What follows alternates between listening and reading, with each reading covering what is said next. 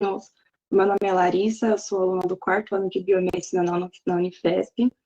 Nessa sala, eu fui presenteada com 3 Rodrigos, então eu apelidei ela carinhosamente de 3 R's.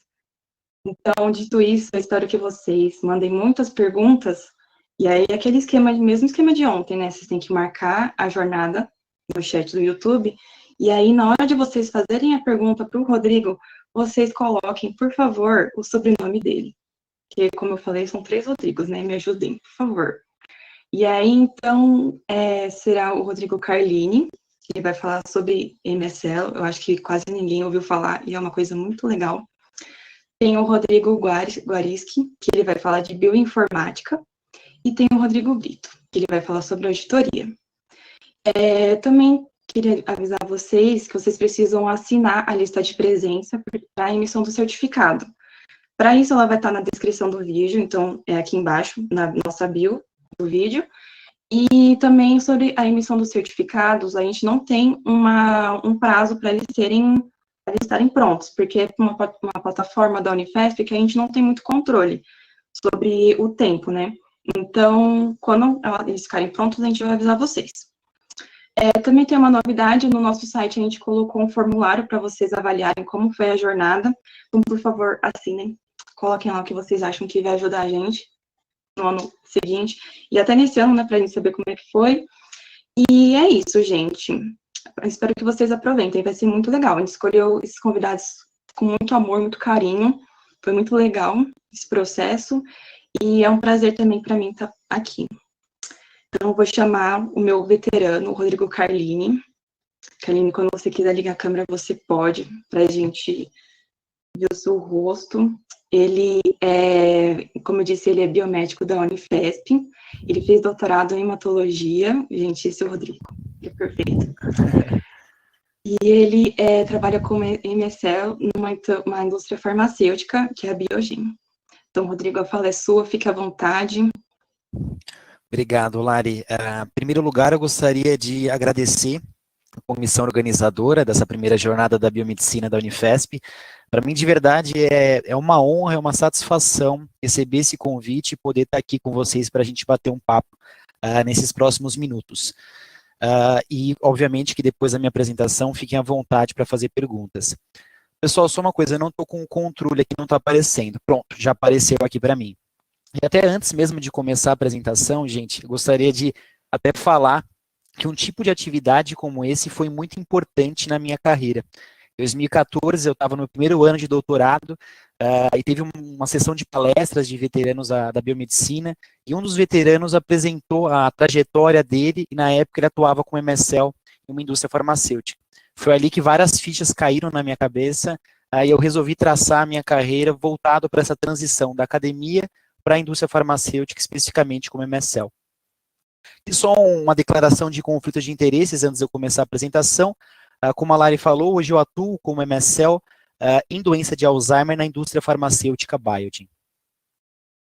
E qual que vai ser a agenda desses próximos 20 minutos que eu vou conversar com vocês, né? Qual que é a definição do MSL? Quem são, o que fazem, o que comem, como vivem? Eu vou tentar colocar um elefante dentro de uma caixa de sapato. Daria para a gente ficar conversando horas sobre esse tipo de posição, mas eu vou tentar resumir os principais pontos que eu considero relevantes para vocês ao longo desses 20 minutos. E aqui é só um resumo de como foi a minha trajetória acadêmica e profissional até esse momento. Antes de falar um pouquinho sobre essa trajetória, eu gostaria de deixar bem claro para vocês que não existe um único caminho. Mesmo que vocês que estão me ouvindo nesse momento tenham até objetivos semelhantes aos meus objetivos de carreira, existem várias trajetórias que vocês podem traçar para atingir esse objetivo. Além disso, vocês podem mudar a trajetória ao longo do caminho. Mas na minha trajetória, eu escolhi o curso de biomedicina. Em 2010 foi o ano que eu entrei na Unifesp. Eu escolhi esse curso pela minha paixão pela ciência, que ela continua até hoje. Eu sou apaixonado pela área científica, pela área acadêmica, foi por isso que eu escolhi esse curso. Ao longo do curso, né, em 2013, quando eu estava me graduando, eu ainda era apaixonado pela ciência, como eu sou até hoje, mas eu não tinha certeza se eu gostaria de traçar a minha carreira de fato exclusivamente na área acadêmica. Eu comecei meu doutorado direto em 2014, e foi nessa palestra que eu falei para vocês que me caíram algumas fichas, e eu vi que eu gostaria de terminar o doutorado, né, que é importante para essa posição de MSL, como a gente vai ver, mas eu gostaria de, depois do término do doutorado, fazer essa transição. Então, em paralelo com o doutorado, eu fiz alguns cursos, eu fiz cursos de pesquisa clínica, na época eu fiz um curso da Invitare, que é uma instituição excelente, que eu recomendo. Não é um requisito para a função de MSL ter o curso de pesquisa clínica, mas muito me ajudou, tanto no momento da entrevista, como no dia a dia, a ter o contato com essa pesquisa clínica em seres humanos, e não só com a pesquisa básica, que é o que a gente está mais habituado na academia.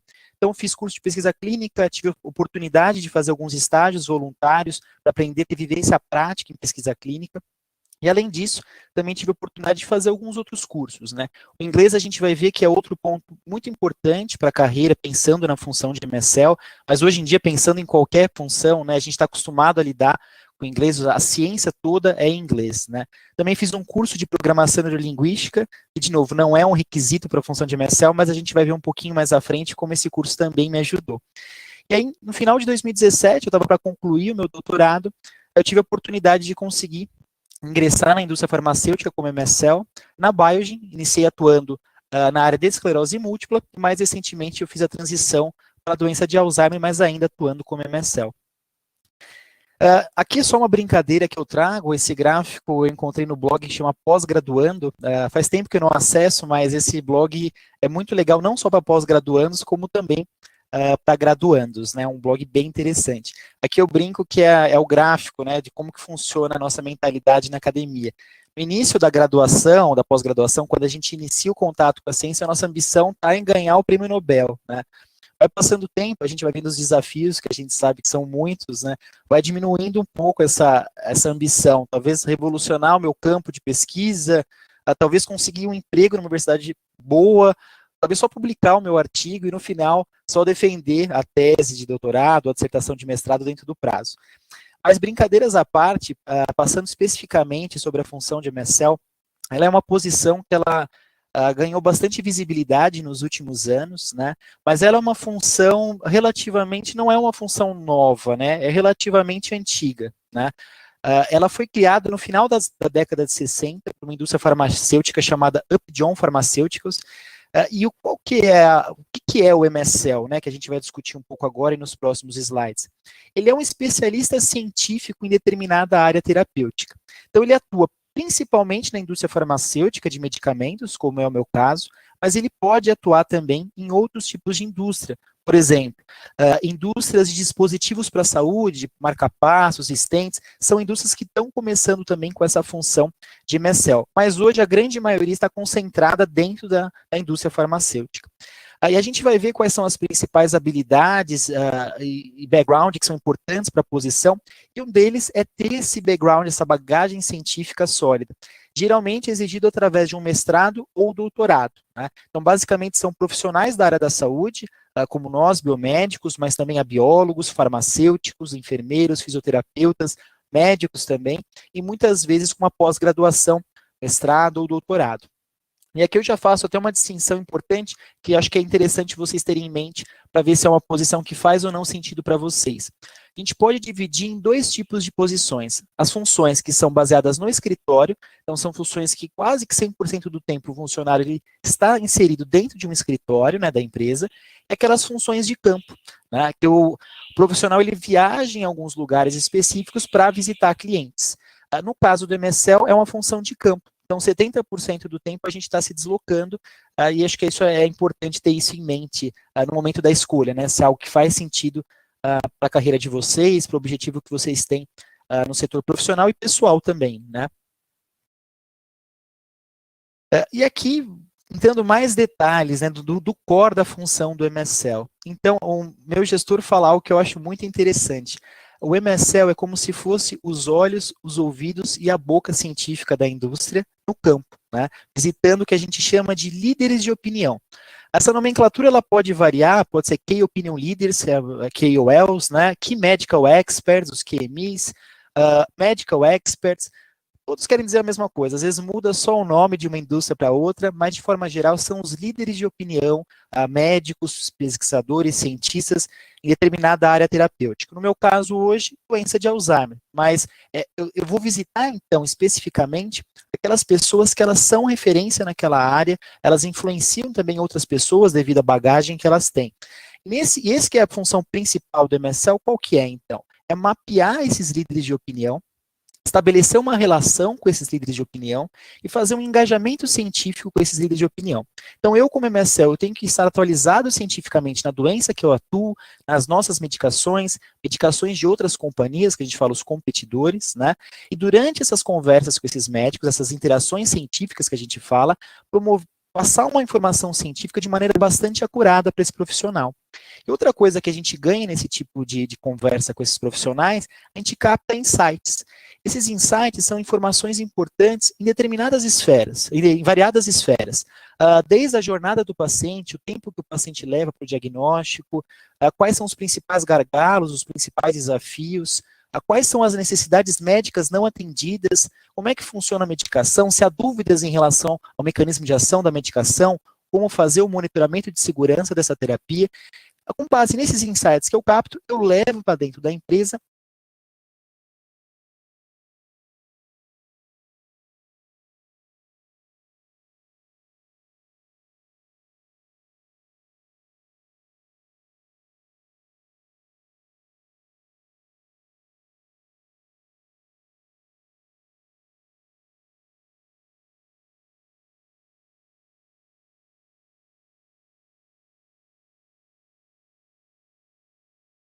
Rodrigo, eu acho que você...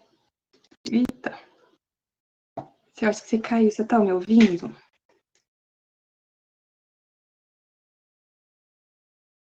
Tá me ouvindo? Eu acho que você tá sem som.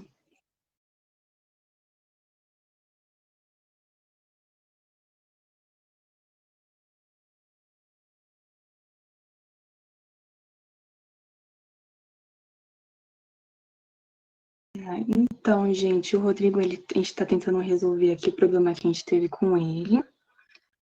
Ele vai entrar rapidinho, ele vai sair e entrar rapidinho na sala, tá bom? A gente já tá tentando arrumar aqui. Então, Vocês me ouvem, pessoal? Eu voltei aqui, desculpa, caí, né? Agora eu ouvi. Pode continuar, tá tranquilo, fica na paz. Que slide? Eu volto um slide? Onde que caiu o meu áudio? Será que eu volto um?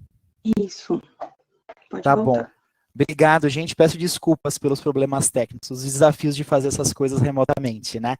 Eu vou falar de novo esse slide, se porventura vocês já ouviram, fica uma parte um pouquinho repetitiva, mas logo eu avanço. Então, entrando um pouquinho mais detalhes em relação à posição do MSL, o MSL, um gestor meu, fala algo que eu acho muito interessante. O MSL é como se ele fosse os olhos, os ouvidos e a boca científica da indústria no campo. Então, a nossa principal função, isso vai ser comum a todas as companhias, tá? É mapear esses líderes de opinião, que a nomenclatura pode variar de acordo com a indústria, pode ser os Key Opinion Leaders, os KOLs, ou os Medical Experts, vai variar de acordo com a indústria, mas de forma geral trata-se o quê? De médicos, pesquisadores, cientistas que são referência em determinada área terapêutica. No meu caso, hoje eu trabalho com a doença de Alzheimer, então eu faço os engajamentos científicos com esses líderes de opinião dentro dessa área terapêutica. E por isso que é importante que o MSL ele sempre se mantenha atualizado cientificamente. Então a gente lê a literatura científica, participa dos treinamentos internos, congressos nacionais e internacionais, eu tenho que transmitir uma informação acurada para esse líder de opinião. E com base nesses engajamentos científicos, eu também posso captar o que a gente chama de insights, insights do campo. O que são esses insights? Eu posso captar uma informação importante durante esse engajamento com esse profissional sobre um gap de conhecimento sobre como que funciona uma medicação nossa, por exemplo, jornada do paciente, quanto tempo esse paciente leva até chegar num especialista, até ser diagnosticado, quais são as principais necessidades médicas não atendidas naquela área terapêutica, e com base nessas informações, eu levo esses insights científicos para dentro da indústria, dentro da empresa, e a gente pode traçar estratégias para endereçar esses desafios. Às vezes falta um conhecimento em determinada área, então vamos promover programas de educação médica continuada para conseguir preencher esse gap de conhecimento. Além disso, a gente também serve, né, funciona como uma referência científica internamente para os colegas das outras áreas. Então, o MSL hoje ele atua dentro da área médica da indústria farmacêutica. E a gente também ajuda e colabora bastante com os colegas de outras áreas, como a área comercial, área de marketing, entre outras áreas da companhia. Além dessa função core que eu falei agora para vocês, existem outros tipos de atividade que o MSL pode exercer dentro da indústria farmacêutica. Só que elas vão variar de uma indústria para outra. Então, dentro da indústria farmacêutica, a gente tem dois grandes tipos de indústria, as chamadas Big Pharmas, são aquelas companhias grandes com diferentes áreas terapêuticas, Roche, Pfizer, Novartis, entre outras companhias, e as chamadas Biotechs, que são indústrias farmacêuticas voltadas para uma área terapêutica ou algumas áreas terapêuticas. A Biogen, onde eu atuo hoje, ela é uma biotech focada principalmente em neurociências, né? Então, de acordo com a estrutura da companhia, vai impactar as atividades que o MSL faz. O core é aquele engajamento científico com os líderes de opinião, como eu falei para vocês. Mas o MSL também pode fazer outras coisas. Além de coletar os insights, como eu falei para vocês agora, a gente pode promover treinamentos para a força de vendas na parte científica, a revisão de materiais de marketing, a questão científica desses materiais. A gente pode dar um apoio para esses líderes de opinião quando eles têm algum projeto que a gente fala que são os projetos de iniciativa do investigador. Então, um estudo clínico, ele pode partir tanto da indústria farmacêutica, então a indústria pensou no desenho do estudo todo, ou ele pode partir do próprio investigador. São chamados estudos de iniciativa do investigador. Nesse último caso, o MSL também tem um papel importante em dar um suporte para esse tipo de profissional nesse tipo de projeto. A gente também fomenta a geração de dados locais, a experiência clínica desses líderes de opinião, a geração, publicação científica, entre outros tipos de ação que o MSL pode estar inserido e vai depender, né, vai variar essas outras atividades de acordo com a estrutura da companhia, né? Essa pesquisa em específico, eu mostro aqui para vocês, a letra ficou pequenininha, né? Mas ela é de uma sociedade de MSL bastante interessante, que é chamada MSL Society. Talvez ela seja mais antiga, vocês podem procurar no Google se vocês quiserem, tem diversas informações muito interessantes, e esse gráfico que eu trago aqui para vocês é de uma pesquisa que eles fizeram em 2018, com N de 730 indivíduos que responderam essa pesquisa, mapeando as principais atividades que eles executavam como MSL, de acordo com a indústria que eles trabalham. Eu vi aqui que eu acho que talvez minha câmera tenha congelado, eu vou fechar minha câmera e abrir de novo para ver se retorna. Pessoal, tentei retornar aqui, talvez vocês estejam me ouvindo, se porventura sumir o vídeo, eu permaneço apenas no áudio, dando continuidade à apresentação. Avançando aqui na apresentação, então eu falei um pouquinho sobre o que é o MSL, quando que surgiu, né? Surgiu na década de 60, mas se ampliou principalmente a partir dos anos 2010, começou a surgir mais, e nos últimos anos houve uma difusão bem grande da posição de MSL, né? Então, eu achei esse diagrama de Venn no LinkedIn, eu achei ele bem interessante. Então, aqui ele coloca o que precisa para se tornar um MSL, né? Então, a gente vai ter duas variáveis bem importantes aqui. A bagagem científica, que eu já comentei com vocês, né? Então, a formação na área da saúde, muitas vezes um mestrado, um doutorado, né? E também a chamada soft skills. Então, vai ser uma intersecção entre esses dois tipos de habilidades que vão ser essenciais para a atuação do MSL. Quando a gente coloca aqui a bagagem científica, ela se encaixa no que a gente chama de hard skills, né? Que são aquelas habilidades formais, que eu faço um curso para me formar naquilo, então eu sou biomédico, tenho doutorado. Talvez aqui nessas hard skills eu também colocaria a questão do inglês, que é outra coisa muito importante. E as soft skills, né? O que é isso? E a gente vai ver um pouquinho mais à frente. Em relação às soft skills, essa imagem talvez não tenha sido a mais interessante, porque a letra ficou muito pequenininha, mas são habilidades talvez um pouquinho mais subjetivas, né? Então, essas habilidades, elas vão ser, por exemplo, uma comunicação verbal e escrita assertiva, flexibilidade, inteligência emocional, uma boa gestão de tempo, entre outros tipos de habilidade, empatia, uma série de habilidades. Aqui não estão contempladas todas as habilidades que a gente considera como soft skills, né?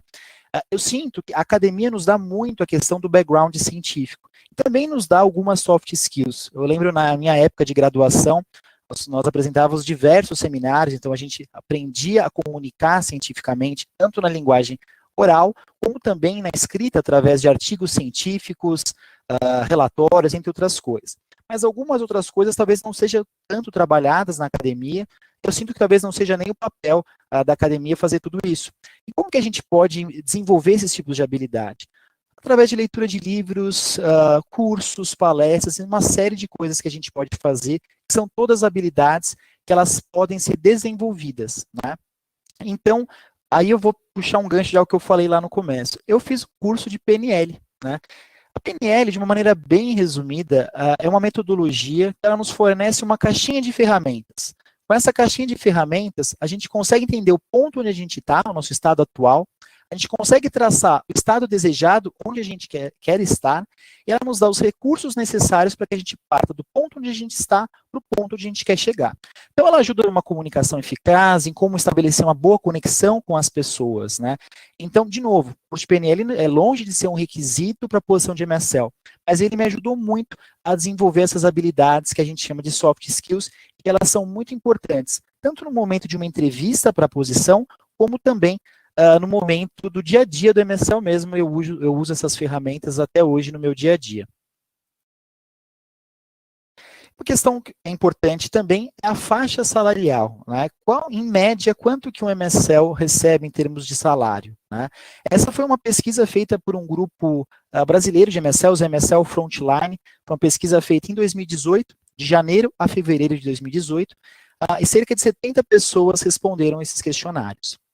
Aqui a gente pode observar, através desse infográfico aqui, que mais de 80% dos MSLs analisados nesse período, eles recebiam mais de 10 mil reais como salário. Então, a remuneração do MSL é uma remuneração interessante, e na indústria farmacêutica, além da questão do salário propriamente dito, tem a questão dos benefícios. Os benefícios tendem a ser bem interessantes também. E aqui, eu já caminho para a fase final da minha apresentação. Eu defini um pouquinho o que é o MSL, quais são as principais características do MSL, um pouco do dia a dia do MSL e como é que funciona a questão da remuneração do MSL, né? E aqui uma mensagem que eu quero deixar para vocês é o seguinte: permitam-se arriscar, errar, tropeçar, levantar, tentar novamente, né? Se vocês têm uma ideia na cabeça de vocês, comecem a partir de hoje, né? Então tem um provérbio tibetano que o Lama Michel, que eu acompanho às vezes alguns vídeos dele, ele fala em algumas palestras dele, que eu acho muito interessante. Eu vou ler para vocês aqui. Pensando em fazer, se passaram 20 anos. Não consegui, se passaram mais 20 anos. Por que não fiz? Por que não fiz? Se passaram mais 20 anos. Assim, se passaram 60 anos. E essa é a biografia de uma vida vazia. Então, é forte, né, o final desse provérbio, mas a mensagem que eu passo é: nunca é cedo demais para começar. Então, se vocês querem algo, comecem a partir de hoje. E também nunca é tarde demais para começar. Sempre o momento que vocês começam é o momento certo. Então, tenham em mente que vocês podem recomeçar quantas vezes vocês quiserem. Muitas vezes a gente não vai ter 100% de certeza, na grande maioria das vezes. Mas tudo bem se durante o caminho a gente mudar de ideia, a gente mudar o percurso, mudar o objetivo. O importante é tentar. Às vezes a gente vai caminhar numa velocidade bem lenta, às vezes numa velocidade mais rápida, mas o importante é tentar, se permitir errar, porque é assim que a gente consegue se desenvolver. E outra coisa que eu queria ter falado no slide anterior, eu esqueci, os slides anteriores. Não existe um único perfil para o MSL. Eu sou uma pessoa introvertida, eu não vou conseguir me comunicar. Não existe isso. Todas as habilidades, essas soft skills, elas podem ser trabalhadas e cada um pode atuar de acordo com o seu perfil. Não existe um perfil que é melhor ou pior que o outro. São perfis diferentes e são complementares. Então, essa diversidade é que traz um benefício muito grande para uma equipe, tá bom? E aqui, esse é o meu penúltimo slide. Meu último slide são com os meus contatos. E aqui seria qual que é o caminho para a felicidade, né? Algo não especificamente sobre a posição de MSL. Cada vez mais eu tento incorporar na minha vida que não existe a felicidade não é algo que a gente alcança no futuro, né? A felicidade, ela está no momento presente. Então, não acho interessante uma estratégia onde eu coloco a felicidade apenas lá no caminho da frente. Quando eu virar MSL, eu vou ser uma pessoa feliz, né? Porque quando isso acontecer, vai ser uma felicidade que talvez passe rapidamente, você já vai ter outro objetivo. Então lembre-se de aproveitar a caminhada, cada fase da nossa vida é interessante, vamos ser felizes no momento presente, cada fase vão ter seus desafios, vão ter seus aprendizados, lembre-se que não existe um caminho para a felicidade. Na minha visão, a felicidade é o próprio caminho, né? E aqui, esse último slide tem o meu e-mail, né? Então eu vou continuar aqui na conversa ainda, depois vai ter a sessão de perguntas e respostas, e se vocês tiverem alguma dúvida em relação a essa transição da academia para o mundo corporativo, a posição de MSL, fiquem à vontade para me escrever um e-mail. E agradeço de novo o convite da comissão da jornada e o tempo de vocês que assistiram essa aula. Gente, o Rodrigo é muito fofo, né? Muito legal essa profissão, porque a gente não tem contato nenhum na faculdade. Ninguém nunca fala sobre isso com a gente. Com certeza. Vocês continuem mandando as perguntas, porque a gente está coletando aqui, tem bastante pergunta legal, viu? A gente vai perguntar para ele daqui a pouco. Obrigada, Rodrigo, por ter feito a palestra, foi muito boa, muito enriquecedora. Vou fechar aqui o áudio e a câmera. Tá bom, obrigada. Eu vou chamar o Rodrigo Guariski aqui para falar sobre bioinformática. Se você quiser ligar a câmera, pode ligar já. Acho que deu uma travadinha aqui no RNP. Tá me vendo? Aparecer. Agora sim. Ótimo. Então, gente, o Rodrigo, ele é bacharel em informática biomédica. Ele fez mestrado em genética e fez doutorado em bioinformática na USP, ou seja, muito chique também. E ele, hoje em dia, é coordenador de bioinformática numa empresa de diagnóstico médico sediada aqui no Brasil. E ele vai dar uma palestra, então, para nós sobre bioinformática. Rodrigo, muito obrigada. A fala é toda sua. Ok, deixa eu colocar aqui. Uhum. Então, eu me chamo Rodrigo Guariski e sou bioinformata. Eu fiz toda a minha carreira nessa área de bioinformática e atualmente atuo como coordenador de bioinformática do grupo DASA, a marca GeneOne. Acho que o pessoal da organização ele pediu bastante para falar um pouco da trajetória, como que eu cheguei hoje a coordenador de bioinformática. Então, basicamente, a minha trilha foi essa. Então, eu fiz a graduação num curso de Informática Biomédica, que é um curso da USP de Ribeirão Preto, lá de 2006 a 2009. E o curso de graduação em Informática Biomédica, ele é um curso interdisciplinar, na sua concepção, e que basicamente mistura esses conceitos de biociências com a parte de exatas, a parte computacional. O pessoal costuma colocar como 60% exatas e 40% biológicas. Quando eu concluí esse curso de informática biomédica, eu fiz um mestrado em genética, mestrado pelo programa de genética lá na Faculdade de Medicina da USP de Ribeirão Preto, mas atuando na área de bioinformática. Quando eu concluí o meu mestrado, elaborei a minha dissertação de mestrado, concluí a dissertação, eu me mudei para São Paulo e comecei a atuar na área de bioinformática, comecei a fazer o meu doutorado em bioinformática pelo programa de bioinformática da USP. Esse é um programa bastante interessante, porque ele é um programa multicamp, então ele já é interunidades também por natureza, e você pode elaborar o seu projeto tanto na cidade de São Paulo, na cidade de Ribeirão Preto, na cidade de Piracicaba, seja onde você queira desenvolver o seu projeto. No meu caso, como meu orientador, que era o professor João Carlos Setúbal, e a base dele era o Instituto de Química da USP, eu me mudei para São Paulo e comecei a fazer o programa aqui com ele.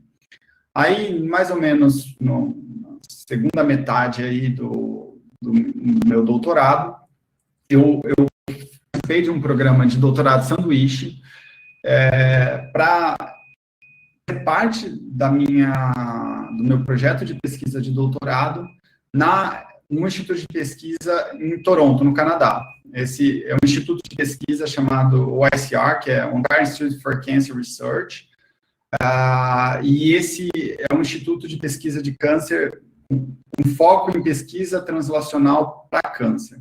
Aí eu fiz meu doutorado com essa parte desse projeto aí com um professor chamado Paul Butros, que é um super colega meu, super admiro o Paul. Aí eu voltei para São Paulo, concluí meu doutorado, e quando eu concluí meu doutorado, eu comecei a procurar, eu não tinha intenção de trabalhar na área de pesquisa, e comecei a buscar possibilidades de trabalhar com bioinformática no setor privado. E aí, acho que as coisas acabaram coincidindo muito bem em termos de time para mim, porque a DASA, para quem não conhece a DASA, ele é um grupo muito grande de laboratórios, é o maior grupo de laboratórios da América Latina, e tem marcas, na verdade, que são as marcas da DASA que são muito conhecidas, como Sérgio Franco, Salomão Zoppi, Delboni, Lavoisier, aqui em São Paulo, mas tem marcas no Rio de Janeiro, como Brownstein, Sérgio Franco, Alta, então tem marcas pelo Brasil inteiro, e até 2017 a gente não tinha uma marca, não tinha um portfólio de exames de genética de alta complexidade feitos dentro da DASA.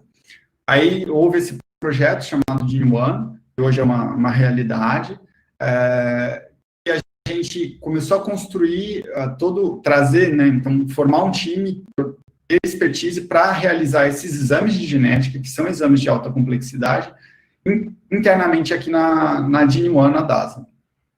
E aí foi contratado todo um pessoal para dar vazão nesses exames. Então, desde especialistas de bancada, bioinformatas, foi aí que eu fui contratado, e também médicos geneticistas para trabalhar na elaboração do laudo.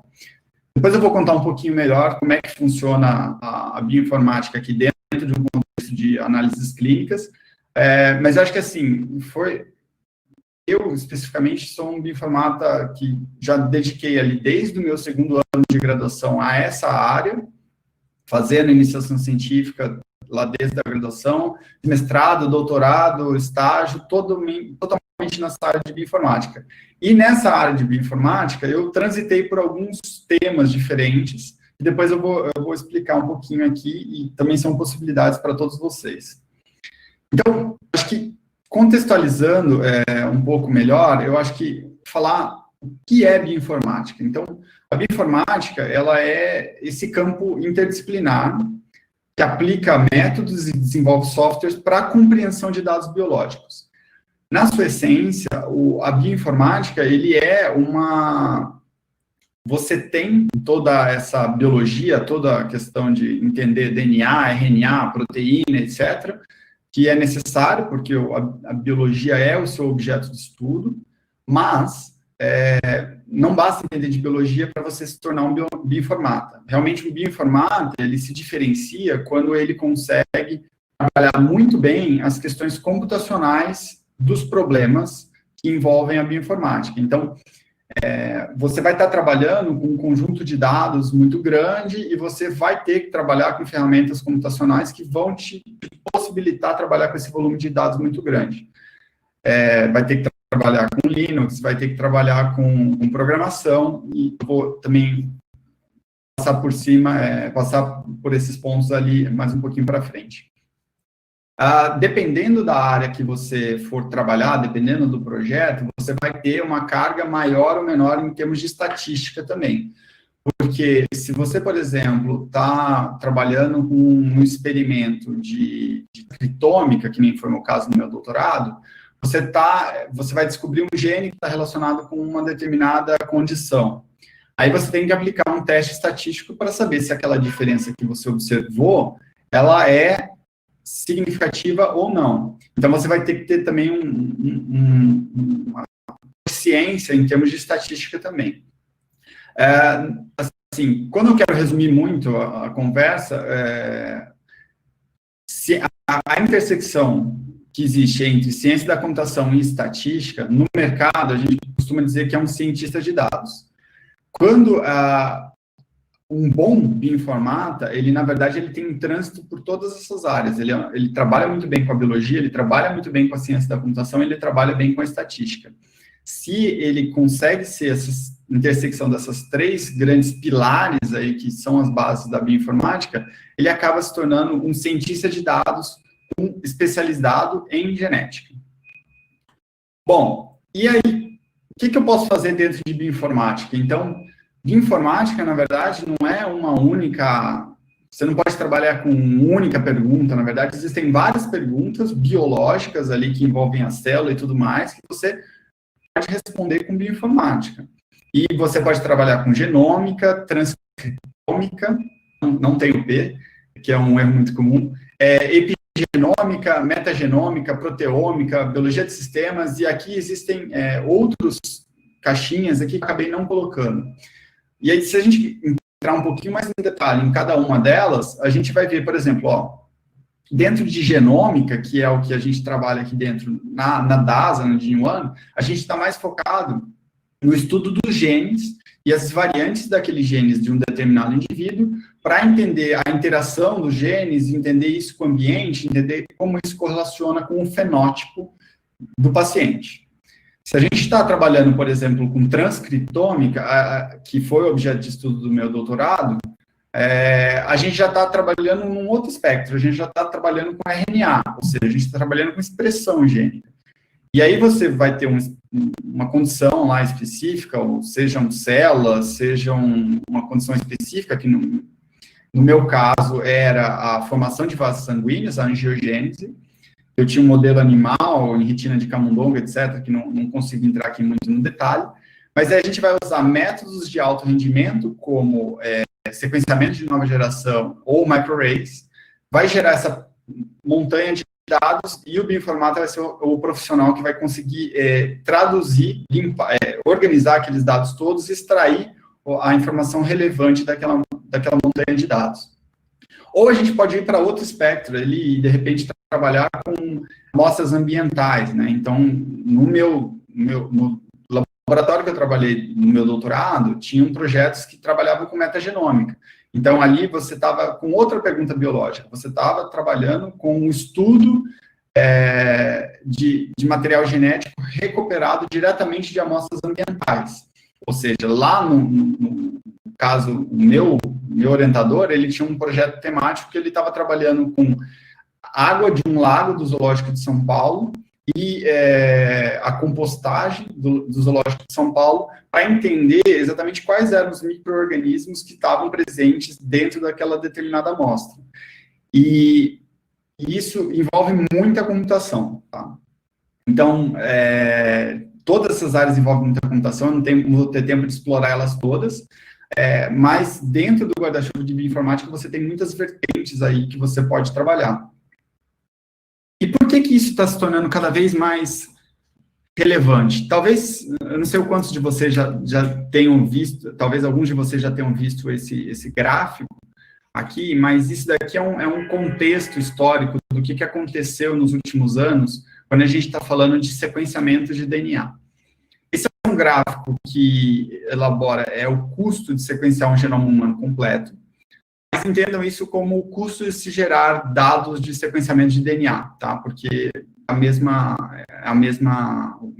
ideia, né? A mesma base. O que aconteceu foi o seguinte: de 2001 até hoje, houve uma acelerada introdução de novos equipamentos de alta capacidade, que fizeram com que se gerar dados fosse cada vez mais barato. Então, a gente partiu aqui, sei lá, de 2000, e aqui é um eixo Y, a gente tem uma escala log 10. Então, cada decréscimo que a gente tem aqui, na verdade, é uma ordem de grandeza de redução de custo. E quando a gente conclui o genoma humano, o primeiro genoma humano, na verdade, ele foi feito a um custo de 3 bilhões de dólares. É um custo bastante astronômico aí, que reflete, na verdade, um grande projeto que foi feito na época. O primeiro ressequenciamento, ele foi feito em 2006, ou seja, já tinha uma versão do genoma humano de referência, e um indivíduo foi ressequenciado ao custo de 20 milhões de dólares com essa máquina, que são sequenciadores capilares. 2007, 2008, 2010, 2000, houve uma introdução sucessiva de novos equipamentos, novas plataformas de sequenciamento e geração de dados de DNA, que fizeram exatamente essa curva aqui. Então, hoje, a gente consegue gerar muitos dados de DNA, leituras, e de cada vez mais, a biologia está se tornando uma ciência quantitativa. Essa biologia molecular está se tornando uma ciência quantitativa. E o bioinformata, ele entra justamente nessa questão de trabalhar essa massa de dados. E como que a gente faz isso? A gente faz isso, aqui não tem muita escapatória, tá? Eu vou falar um pouquinho das ferramentas que a gente trabalha, e até para guiar vocês em termos de o que aprender. Concordo totalmente com o que a Carline falou, de inglês é fundamental. Eu acho que a área de ciência, de alta performance, você vai ter que ter uma fluência em inglês, seja para ler artigos, seja para falar com fornecedores, que muitas vezes são internacionais e tudo mais.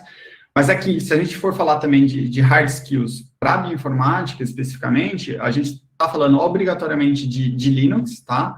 Não existe bioinformática dentro de Windows. Existe, talvez, um terminal, você pode usar um Mac para usar como terminal, mas ali a bioinformática core, ela acontece dentro de servidores Linux. Então, se vocês não têm familiaridade e desejam seguir essa área, eu aconselho fortemente vocês começarem a se ambientar com a questão de Linux.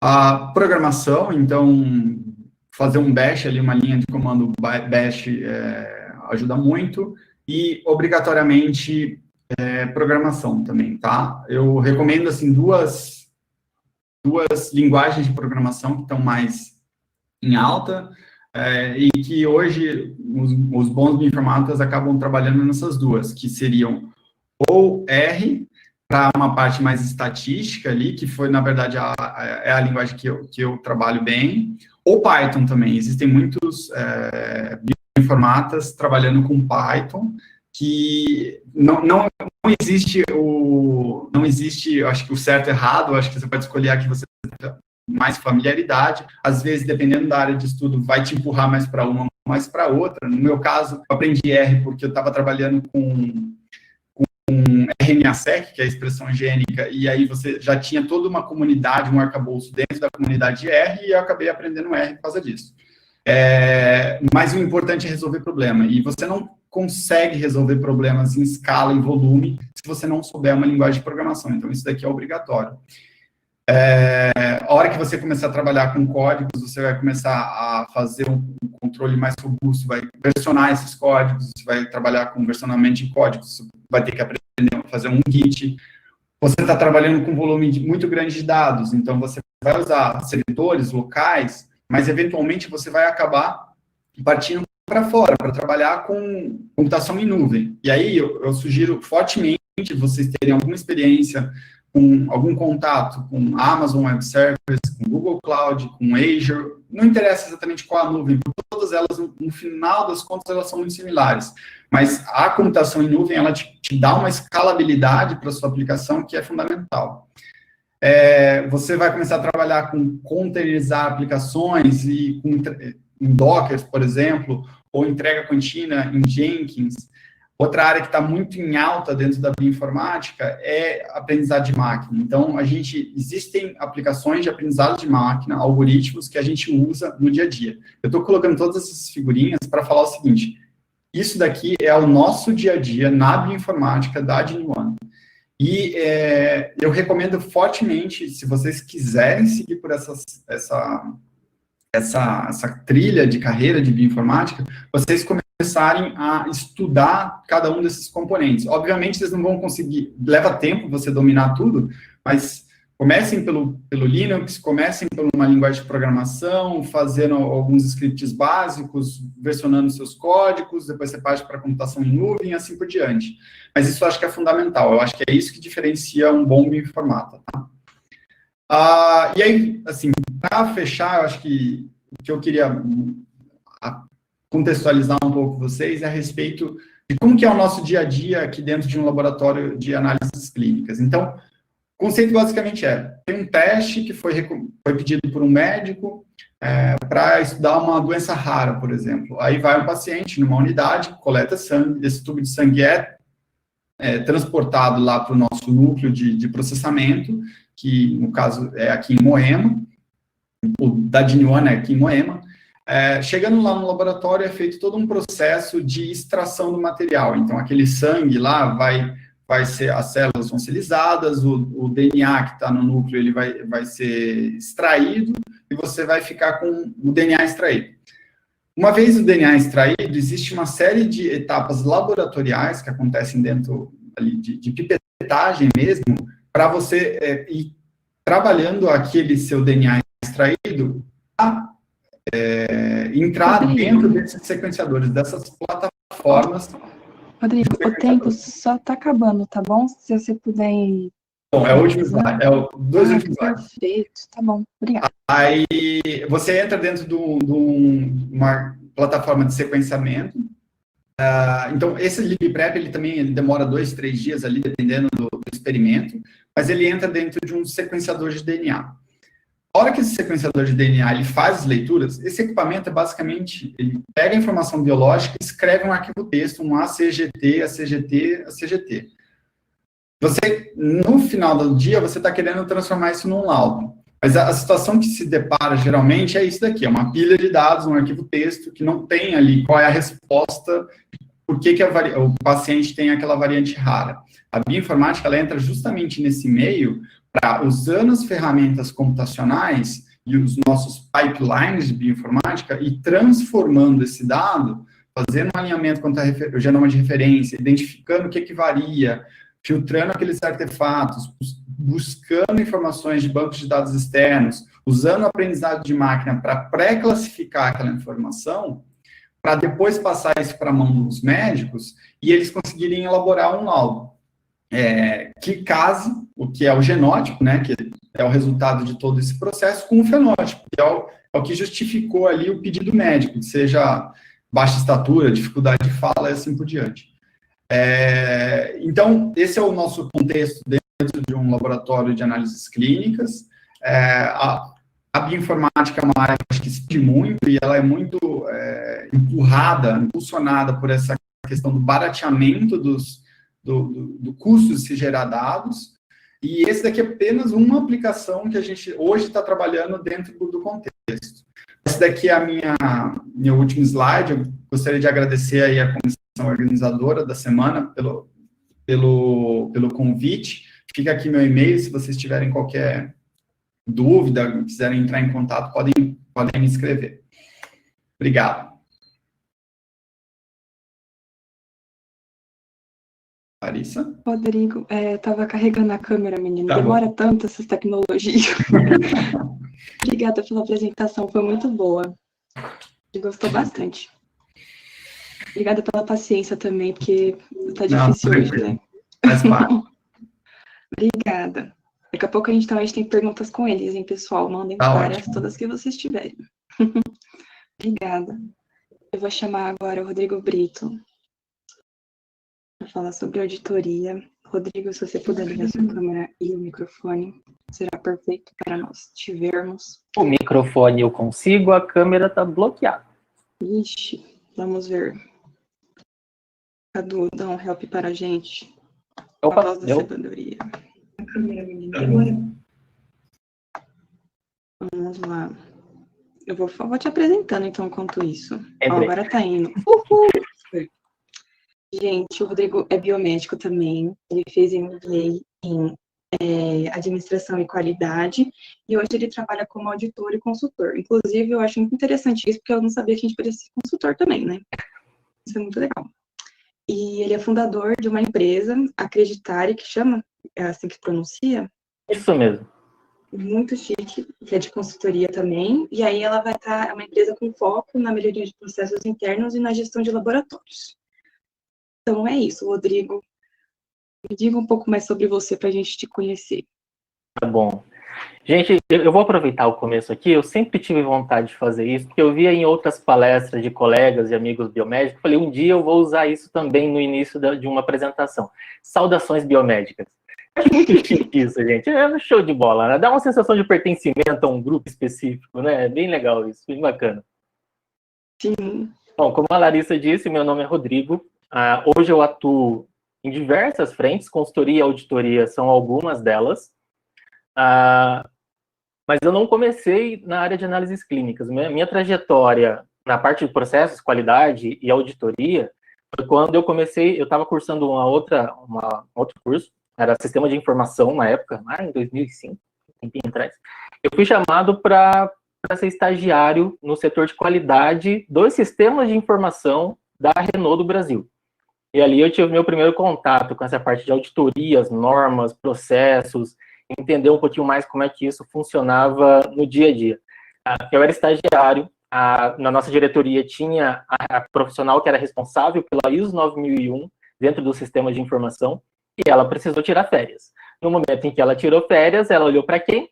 Para o estagiário que estava ao lado dela, falou, tá aqui o livro, a partir de amanhã você fica como responsável pela ISO 9001 enquanto eu estiver de férias. Gelei, né? Gelei. Porque a gente entendia do processo, mas a gente não sabia cobrar. Eu não sabia como é que a gente ia vistoriar, visualizar isso dentro de um sistema de informação de uma multinacional. Os manuais que a gente tinha, graças a Deus, já eram em português, mas eu tinha muito contato também com os manuais em inglês e principalmente manual em francês. A primeira coisa que me entregaram quando eu entrei na Renault, na verdade, foi um dicionário. Falou, você vai usar bastante, né? Dicionário francês e português. E, de fato, usei muito. A gente teve que traduzir muito material do francês para o português para disponibilizar na intranet aqui do Brasil e Argentina. Nesse período, me deixaram incumbido também de gerar os indicadores do laboratório, da empresa, da produção da área de sistema de informação da Renault. Então, eu tinha que gerar indicadores em inglês para ser apresentado uma vez por mês para a França e para a Argentina ao mesmo tempo. Olha a responsa, hein? Eu, estagiário, recém-entrado, numa empresa multinacional, pequenininho ali dentro, mal falava o português, digamos assim, dentro de todo mundo que estava ali, e eu tinha que fazer auditorias nas outras 4 diretorias que existiam na empresa na época. Primeiro que você tem que ter o jogo de corpo, né? É um diretor que, se ele não gostar de você, ele vai reclamar para o seu diretor e o seu diretor te manda embora. É simples assim. Funciona, é top-down o esquema lá. Então, você tinha que ter jogo de cintura, e ali cobrava de um jeito, conversava, para entender qual era o melhor momento para ele passar essas informações para eu conseguir montar o relatório, para o relatório ser apresentado a todas as filiais. Então, é uma coisa muito legal. E aí eu mudei de curso. No meio do caminho, eu saí do curso de Sistema de Informação e comecei a cursar a Biomedicina. Para ser bem sincero, eu sempre quis atuar na área de saúde, informática era a minha segunda área, né, queridinha. Só que não existia o curso de Biomedicina em Curitiba quando eu entrei na faculdade, na universidade. E aí o curso abriu, eu um dia, sem muita coisa que fazer, estou procurando na internet, olhei um tal de curso de Biomedicina numa universidade próxima de casa, fui olhar a grade, me apaixonei e falei, vou mudar de curso, não quero nem saber, vou dar um jeito de entrar nessa universidade, mexi todos os pauzinhos necessários, mexi tudo que fosse possível para conseguir entrar na universidade. Fiz transferência de uma universidade para outra, do curso de Sistema de Informação para Sistema de Informação, e depois eu transferi de Sistema de Informação para Biomedicina, porque eu falei, também não quero mais fazer vestibular, já deu, né? Tem uma hora que a gente não quer mais fazer esse tipo de prova. E aí comecei a estudar a Biomedicina na faculdade. Primeiro período ótimo, maravilhoso, né? Tem aquela matéria que eu acho que quase todo mundo tem, toda universidade tem. A gente aprende um pouco sobre cada uma das áreas da biomedicina. Naquela época, se eu não me engano, ainda não existia auditoria, não estava listado nas nossas atribuições, tinham menos áreas do que a gente tem hoje. Mas eu sempre gostei dessa área de qualidade. E aí eu fui começar a procurar mais sobre isso, entender mais como é que falava a estrutura de qualidade, processo dentro do laboratório. E aí, de novo, no momento que eu estava em casa, eu tinha estudado tudo que eu precisava do dia, né? Eu comecei a olhar a rede social daquela época, Orkut, e num determinado grupo tinha uma vaga para trabalhar no setor de qualidade de um laboratório aqui em Curitiba para a implantação da ISO 9001. Eu falei, opa, é para mim. Biomedicina laboratório tem tudo a ver, ISO 9001 já tem experiência, ferro e fogo da Renault, vou me candidatar. Enviei meu e-mail, meu currículo para o selecionador, recrutador, e ele falou que já tinha cansado daquela vaga lá, porque ele tinha publicado, já tinha muito tempo e ninguém tinha entrado em contato, que ele estava a ponto de tirar, mas já que eu entrei em contato com ele, a gente fez a entrevista e eu entrei. Comecei a fazer parte de um laboratório no escritório da qualidade. Então, o primeiro momento, a primeira atividade que eu tive no laboratório foi no escritório da qualidade. Nem fui para bancada. Bancada eu passava para fazer auditoria. Uma das atribuições que a gente tinha no escritório da qualidade era fazer auditoria de todos os processos do laboratório, tanto na matriz, na parte técnica e administrativa, e aí entra de novo aquela situação, eu, estagiário, tinha que cobrar todos os analistas já com anos de casa, tinha que cobrar os diretores da empresa e apresentar todos os dados na reunião geral da diretoria uma vez por mês. A responsabilidade dos indicadores era minha. Tinha a gestora da qualidade, mas ela falou, você montou, você apresenta. É simples assim. E aí a gente vai pegando o jeito. Era uma área muito legal, muito divertida. Óbvio, a gente da área da qualidade, a gente é visto como o chato da empresa. É a pessoa que vem pra... É normal, a gente está acostumado a ouvir isso, a gente nem se ofende mais. A gente é estranho quando ninguém fala isso. Não, a pessoa é a pessoa legal, então está no setor errado. Porque, geralmente, quando a gente está no setor da qualidade, é o chato da empresa. Porque a gente tem que conhecer todas as normas. E aí é um requisito imprescindível para quem quer trabalhar com a parte de qualidade, auditoria e que a gente vai falar à tarde, a parte de consultoria. Você tem que estudar tudo. Tem que estudar lei municipal, você tem que estudar lei estadual. A norma, hoje, RDC 302, que a gente tem para laboratório, mas que ela está em consulta pública, então até o final desse ano, muito provavelmente, vai mudar. A RDC 222, a RDC 12.000, RDC não, desculpa, ISO 12.000, eu não vou lembrar exatamente a numeração, que é a de exames pocket, você tem que saber o que está escrito lá. ISO 15.189, para você entender como é que é o processo de qualidade internacional da área de laboratório. E aí, depois, se você quer especializar em uma norma nossa, nacional, você pode escolher entre PALC, da SBPC, entre a DIC, da SBAC, entre a ONA, se você está no ambiente mais hospitalar, e aí você vai trilhando por esses caminhos, né, até você conseguir definir exatamente qual a área que você quer atuar. Hoje eu atuo com um pouco de cada. Tem laboratório hoje que chega para mim e fala, Rodrigo, eu preciso que você faça uma auditoria aqui em relação à norma DIC. Então eu tenho que conhecer a norma DIC para ir lá e auditar esse laboratório em relação a essa norma. Eu sou auditor trainee da PALC, então eu estou no período de aprovação ainda, né? A gente passou por... eu fiz o primeiro curso de auditoria interna, fui aprovado, fiz o segundo curso para auditoria externa, fui aprovado, e aí fui convidado para fazer parte dos auditores trainees, e desses auditores trainees, se tudo der certo, depois a gente vira como auditor pleno dentro da PALC. Então é um caminho um pouquinho longo, cansativo, com muito estudo, muito aprendizado, mas faz parte do nosso processo de crescimento na área. E nesse meio tempo, entre sai de um laboratório e entra em um outro laboratório, eu fui convidado para trabalhar em um hospital. E não era no laboratório, era no setor de qualidade do hospital. Então, imagina, um biomédico. Eu adorava o laboratório, queria muito entrar no laboratório, mas não dava tempo, porque a minha responsabilidade dentro do hospital era outra. Eu era um dos analistas de qualidade do hospital, eu fiquei responsável por gerenciar as não conformidades que o hospital recebia. Todas. Qualquer pessoa que registrasse uma não conformidade, a primeira passagem, a primeira visualização dessas não conformidades era por mim. E aí a gente categorizava o que era a parte operacional, era eu que ia cuidar, eu que ia dar as definições, o que era a parte clínica que a gente passava ou para o médico, médica da qualidade, ou para a enfermeira da qualidade, que aí a gente tratava de maneiras diferentes. E aí a gente tem que ter... Quando eu entrei nesse hospital, eu pensava, eu entendo de qualidade, eu entendo de auditoria, né, eu conheço o processo. Na hora que eu entrei lá, eu vi que não era bem assim, o mundo era outro. As ferramentas que eu conhecia, claro, me deu muita base para poder atuar no hospital, mas eu aprendi muita coisa nova no contexto hospitalar. Hospital, o laboratório hospitalar sempre foi meu queridinho. Já trabalhei nos dois, tanto no ambulatorial quanto no hospitalar, mas o hospitalar sempre foi a minha área de escolha. Sempre gostei daquela interação toda que a gente tem na área hospitalar. E aí, quando eu entrei no hospital, a gente começa a ver alguns termos que a gente não está acostumado em laboratório. Entre eles, tem as 6 metas internacionais de segurança do paciente. E eu aposto que boa parte de vocês que são estudantes ou que estão iniciando já a carreira não devem ter visto isso ainda dentro de um contexto laboratorial ambulatorial, laboratório ambulatorial. Por quê? Porque a gente não está muito preocupado com aquilo. A gente cuida de alguns itens por padrão, que é nosso, mas outros a gente acaba deixando um pouco de lado, porque não tem muita afinidade. E eu descobri que a gente tem como utilizar as 6 normas internacionais dentro de laboratório.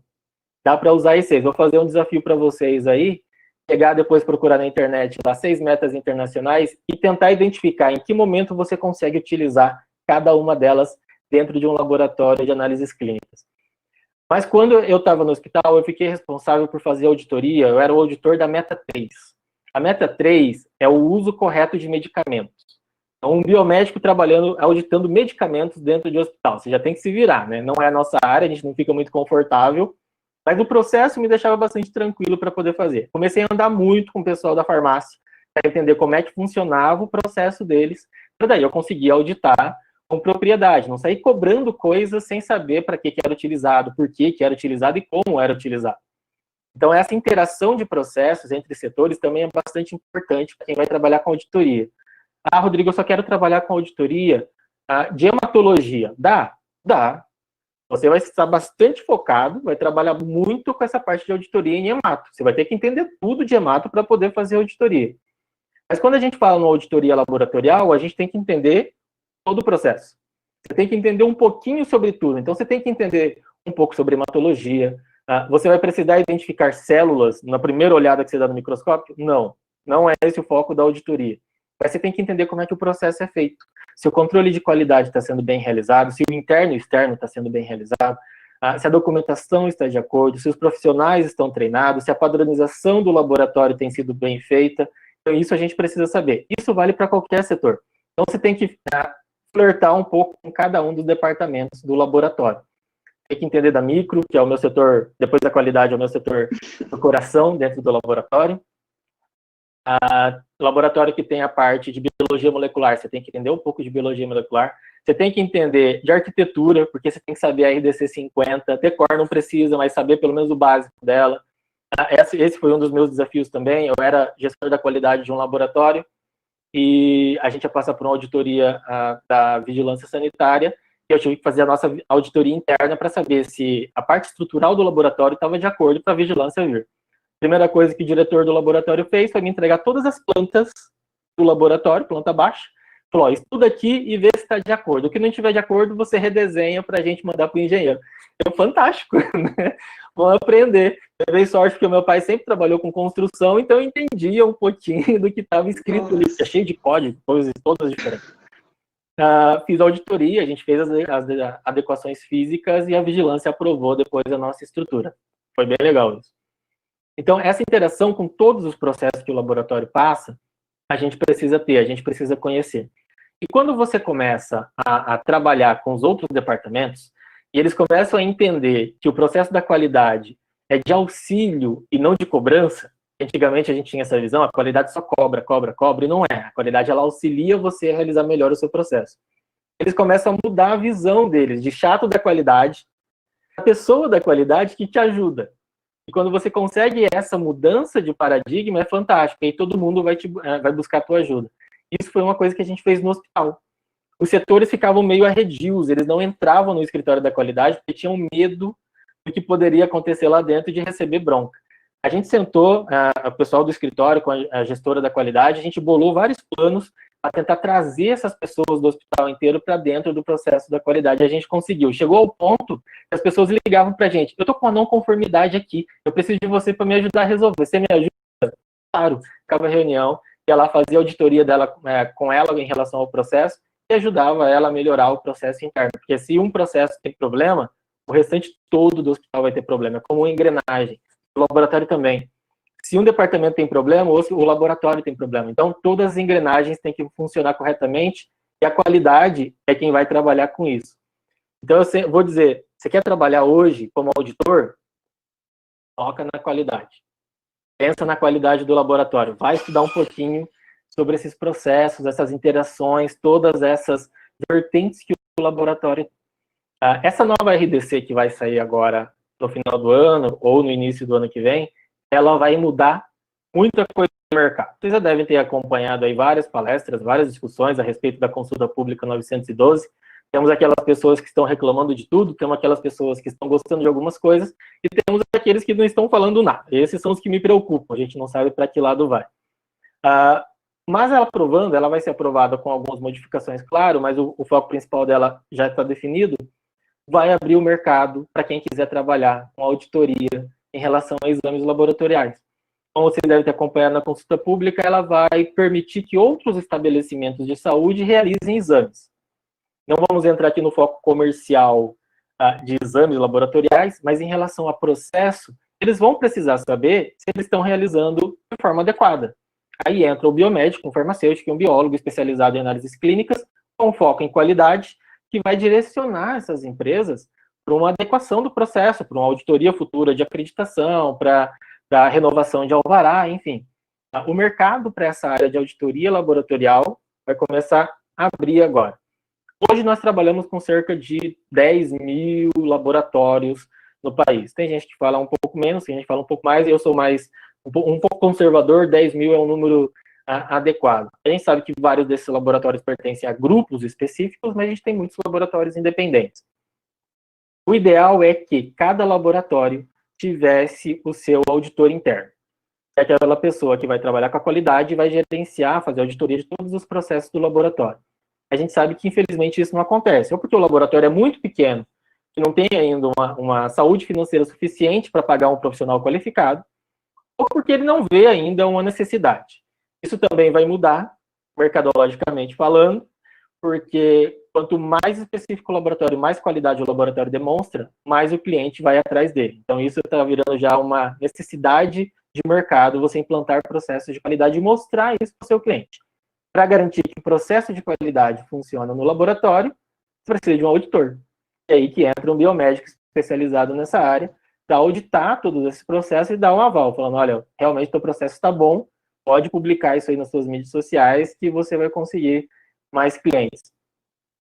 E como esses laboratórios menores muitas vezes não conseguem ter um profissional qualificado, entra uma empresa de auditoria e consultoria, que no caso é a minha. E a gente presta serviços para os laboratórios que não conseguem ter esse profissional interno.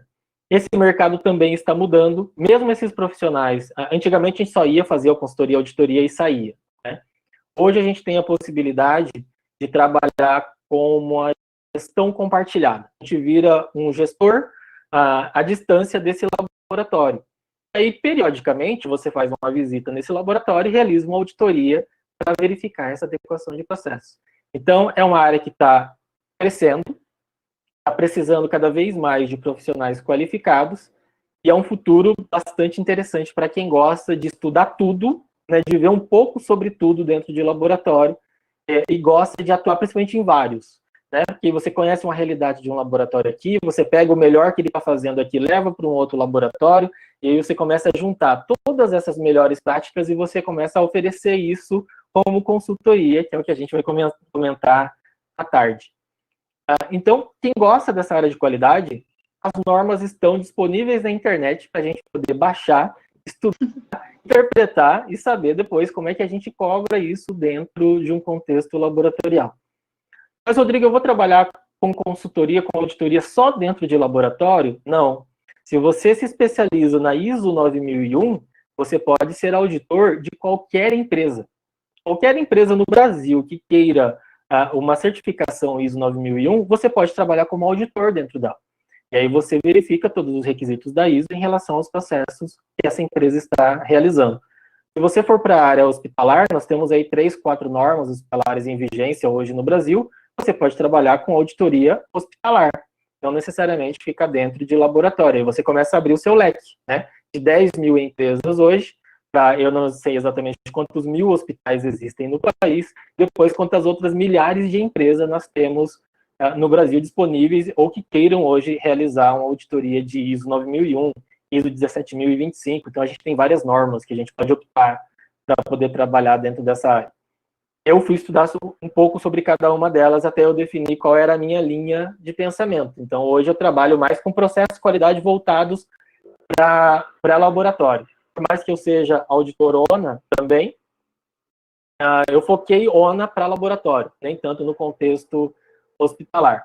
Mas, claro, eu gosto muito da área laboratorial hospitalar e eu fico flertando direto com a área hospitalar em si, né? Aparecendo oportunidades, a gente tem que estar aberto ao mercado, que é uma área que eu gosto bastante. Perfeito. Deu um geralzão muito lindo.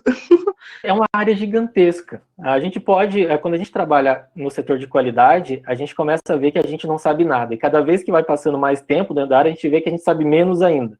Porque tudo que a gente aprendeu, o que eu tive de qualidade na época da graduação, me deu uma base do que eu precisava aprender para atuar.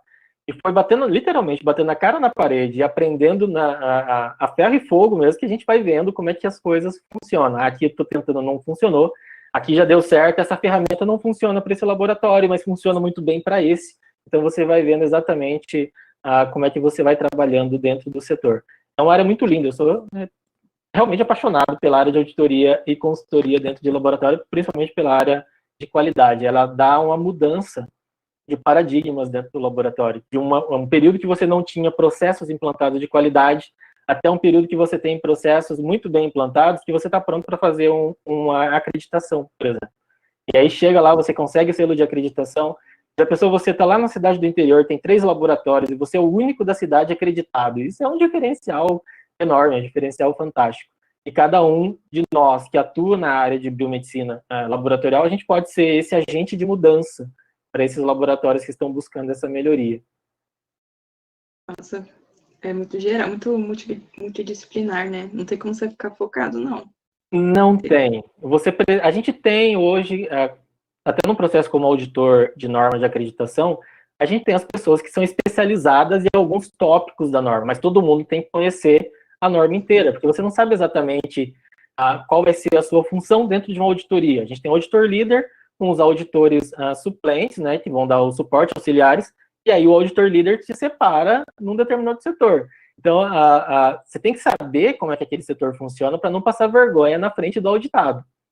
Porque é muito ruim quando o auditado, tudo bem, ele vai saber mais do que você sobre o setor, a ideia é essa, né, que ele entenda muito bem do setor que ele está trabalhando. Mas você tem que saber argumentar em relação à padronização da norma.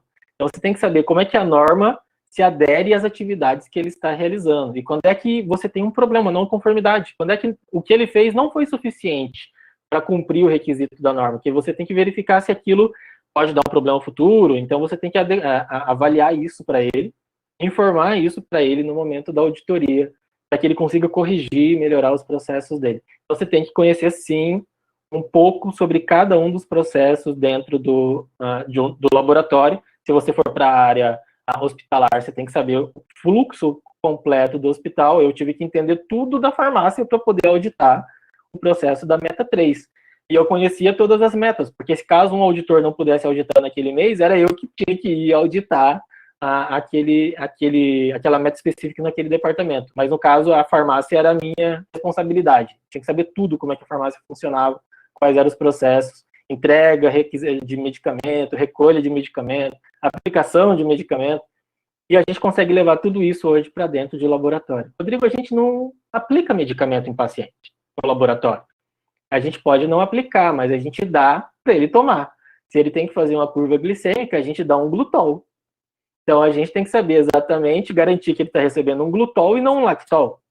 A gente tem que, como é que são essas barreiras de segurança que a gente cria dentro do laboratório? Com a auditoria, a gente consegue verificar tudo isso na rotina do dia a dia. Perfeito. Obrigada, Rodrigo. De nada. Já começar agora as perguntas. Gente, liguem todas as suas câmeras, microfones. A gente recebeu muitos elogios, todo mundo ficou impressionado, porque, olha, a profissão de vocês é muito diferente, né? Convenhamos. Foge muito do comum. Ó, para começar pela última palestra, né, que foi do Rodrigo Brito, tinha gente falando, nossa, estou impressionada do tanto de coisas dessa área. Eu também fiquei impressionada. Não dá para fechar o olho para nada, tem que... Então, os detalhes que a gente nem percebe, né, que tem que falar. Do Rodrigo Carlini, tinha gente falando que era bioveterano, falou que adorou. Também falou que a área ninguém aborda na faculdade. E do Rodrigo Guaris, que falou que a palestra ficou muito linda, que parabéns, que foi ótimo. Eu acho que eu vou começar com o Rodrigo Brito. Então, Gente, pode ir ligando as câmeras? Eu vou começar com ele porque ele tá com a câmera ligada mesmo, tá bom? Ó, perguntaram assim, quais seriam as habilidades importantes para um biomédico trabalhando em qualidade/auditoria? A primeira, claro, é gostar de estudar, porque você vai ter que ler muito, interpretar muita coisa. A segunda é você ter jeito com as pessoas, porque todo mundo fica nervoso durante a auditoria. Não importa. Eu, como auditor, já com tempo de estrada, se eu estou passando por auditoria, pode ter certeza que eu vou ficar com frio na barriga. Eu sou auditado. Então, não importa se eu já tenho tempo de casa em relação à experiência como auditor. Eu vou estar como auditado. Então, a gente tem que ter esse traquejo, esse jeito de trabalhar com as pessoas no momento da auditoria.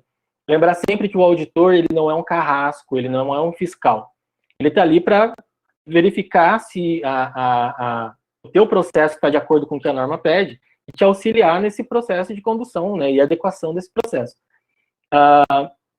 E o segundo, e aí é um pouco mais difícil para quem é um pouco mais extrovertido, a gente tem que segurar muito o poker face.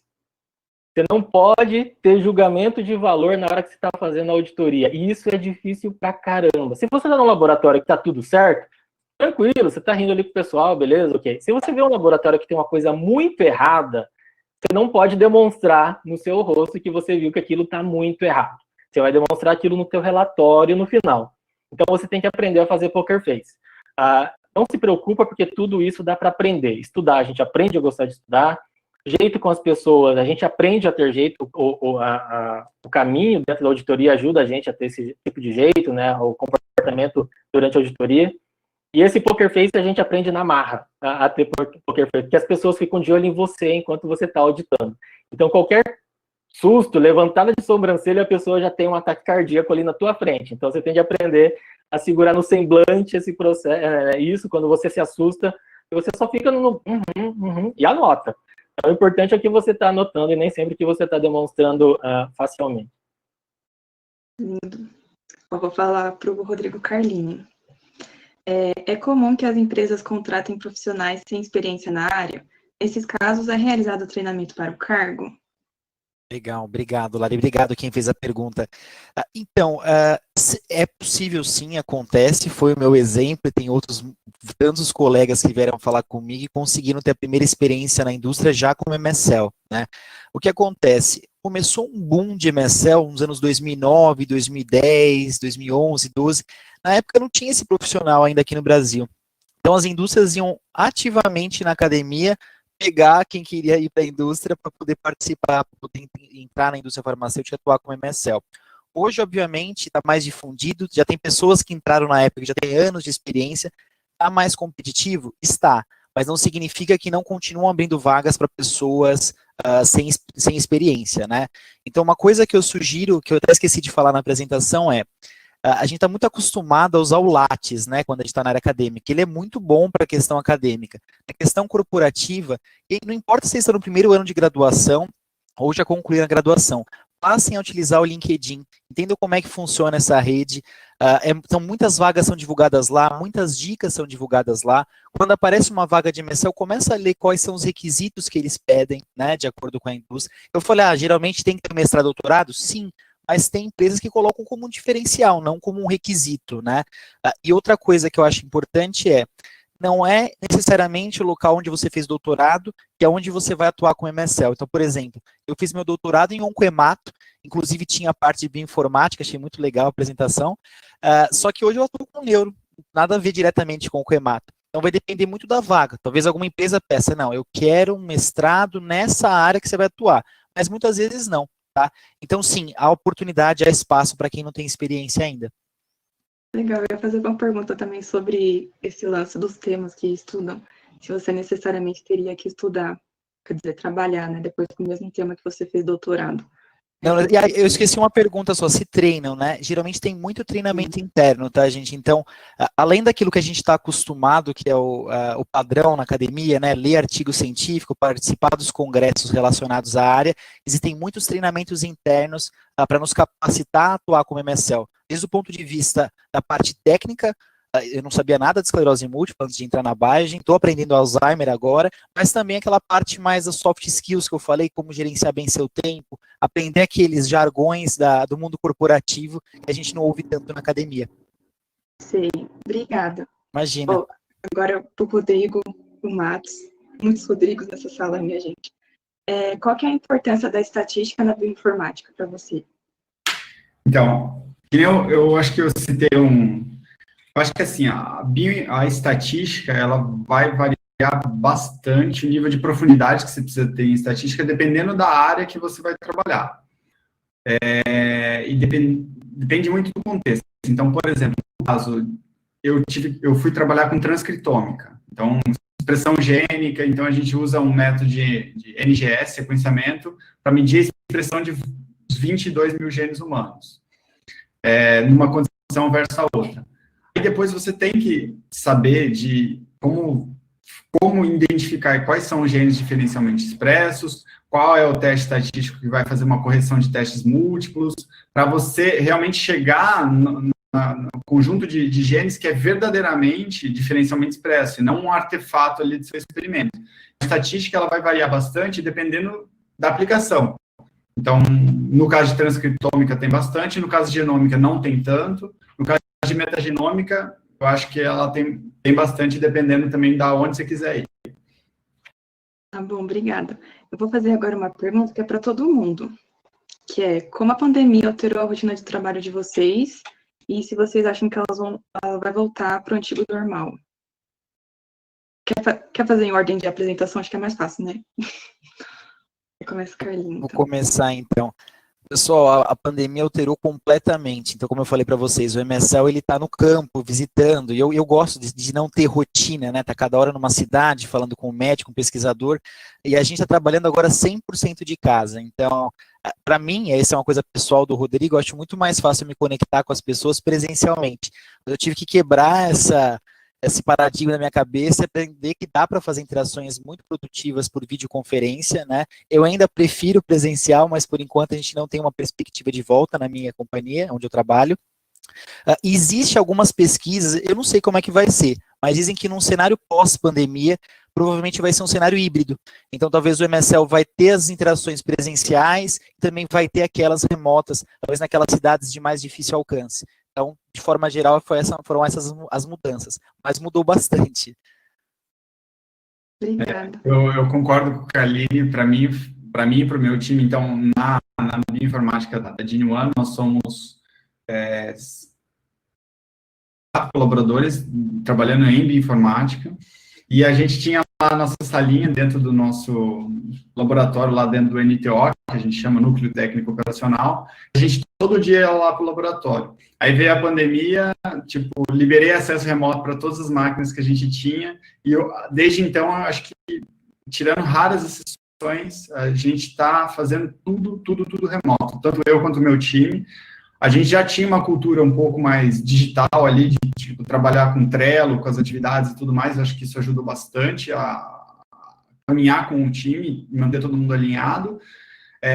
Mas eu concordo com a Carline, num outro sentido também, eu acho que a gente está tendo essas discussões de quando voltar, essa loucura toda passar, e como é que vai ser. Eu acho que vai ser uma coisa meio híbrida mesmo. Eu acho que vai ser não sei se vai ser todos os 5 dias da semana, todo mundo vai lá para o laboratório. Eu acho que provavelmente vai ser 2, 3 dias na semana, porque, de fato, a gente consegue trabalhar na nuvem. Obrigada. Agora eu vou... Mudou bastante, porque no processo de auditoria, o legal é o visual, é você estar acompanhando a rotina do laboratório no dia a dia, que você consegue ter uns insights e alguns processos que você consegue visualizar melhor. E agora a gente está fazendo tudo isso digital. O que acontece? Em alguns lugares, quando você está fazendo auditoria pela primeira vez, você não conhece a estrutura, a gente pede para a pessoa pegar uma câmera, ligar no meio da transmissão e sair andando pelo laboratório para a gente conhecer a estrutura. No processo de consultoria, não mudou tanto. Eu já trabalhava com consultoria à distância já tem algum tempo. Então, para a auditoria mudou bastante, né, porque a gente não tem mais esse tato local, essa visualização. Então, você tem que ter muito mais um conceito estrutural, de processo mais mental, visual, para você saber se aquele processo está adequado ou se precisa ser melhorado um pouco por fotos e vídeo. Mas, assim como os outros 2 R's, eu concordo que essa metodologia, esse modelo veio para ficar, porque funciona. Só porque funciona. A gente consegue realizar muitas atividades à distância que a gente nem tentava fazer antes, porque estava muito acostumado a fazer presencialmente. Um teste forçado, né? Exatamente. A gente literalmente trocou a roda do carro com ele andando. Mas foi. Ó, agora para o Carline, vamos começar de novo, do começo. Estão perguntando se é comum ingressar na sua área apenas com o título de mestre. E se sim, você indicaria a pós-graduação em pesquisa clínica? Então, eu não tenho uma pergunta pronta, né? A gente sendo da área da ciência, a gente quer ter um dado ali para ver quantos MSLs hoje no Brasil têm doutorado, mestrado, até existe, eu acho, fizeram algumas pesquisas, né?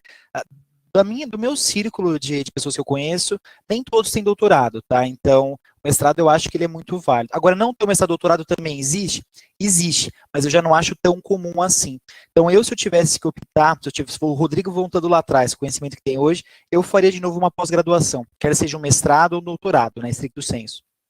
A pesquisa clínica, eu não fiz um curso de pós-graduação em pesquisa clínica, eu fiz um curso de formação, era carga horária de 160 horas, tem cursos com a carga horária um pouquinho inferior, de 60 horas, que nem, não é um requisito, né, ter esse curso, mas acho que muito me ajudou para a gente começar a se adaptar com aqueles estudos em seres humanos, porque a metodologia, o desenho de estudo, o que a gente olha principalmente, é um pouco diferente quando a gente pensa em estudos da área básica, né? Então, eu recomendo, se tiver condição, óbvio que esses cursos às vezes têm um custo importante, às vezes disponibilizam alguns cursos desses gratuitamente, mas eu faria tudo que eu fiz de novo, faria um curso de pesquisa clínica, se eu tivesse oportunidade, né, financeira e de tempo, faria pós-graduação, na época eu não sabia se eu ia fazer mestrado, doutorado, acabei fazendo doutorado direto. Aí tem que ter em mente, você faz um doutorado direto, vai demorar mais tempo para você concluir, né? Então, não foram só flores, tive momentos que eu já queria estar na indústria, eu gostava da ciência, mas às vezes me desmotivava na pesquisa básica pelos desafios. A minha orientadora teve muita paciência comigo para me ajudar nesse período, até que eu consegui concluir o doutorado e ir para a indústria, né? Mas na minha visão, né, não é baseado num dado, mas na percepção que eu tenho da minha bolha, eu acho importante fazer a pós-graduação, pelo menos o mestrado. Não acho que tem que ser o doutorado, mas pelo menos o mestrado eu acho importante. Legal, obrigada. Para o Rodrigo Matos, os cursos de pós-graduação em bioinformática atendem o mercado atual? Acho que atendem, sabe? Eu acredito que sim. Eu não vejo ainda, eu desconheço ainda um curso pós-graduação que assim, a pós-graduação você vai aprender aquelas hard skills que eu acabei falando lá na minha apresentação. Dentro de um contexto de análises clínicas, eu mesmo aprendi meio que trabalhando a DASA, sabe? Tipo, eu entrei, não sabia exatamente como que era um teste de desenvolvimento interno, eu acabei aprendendo os manuais, peguei os relatórios lá do CAP, fomos adaptando tudo, então foi meio que assim. Eu não sei se o bioinformática, dentro das análises clínicas, eu acho que ainda não tem um curso específico que dá essa formação. Mas a bioinformática, de maneira geral, eu acredito que sim, atende bastante bem. Muito bom, gente. Espero que vocês tenham ouvido isso, porque foi muito importante. Aí fiquem de olho, tá bom? Pro Rodrigo Brito. Tem que falar o nome inteiro, não esqueço. Hoje atuo com processos de qualidade fora do ramo de biomedicina. Faço faculdade de biomedicina e tenho interesse em migrar para a área de auditoria laboratorial. É possível?